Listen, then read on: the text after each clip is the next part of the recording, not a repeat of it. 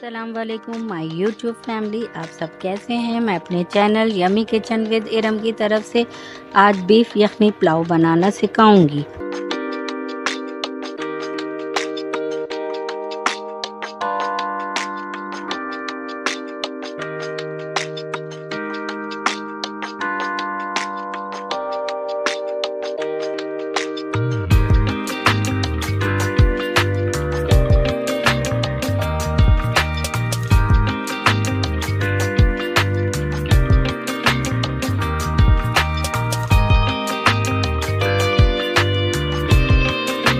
ये मेरी long video का शॉर्ट क्लिप है। अगर आपको इस क्लिप की लॉन्ग वीडियो देखनी हो तो डिस्क्रिप्शन में लॉन्ग वीडियो का लिंक है, आप वहां से मुकम्मल और तफसीली वीडियो देख सकती हैं।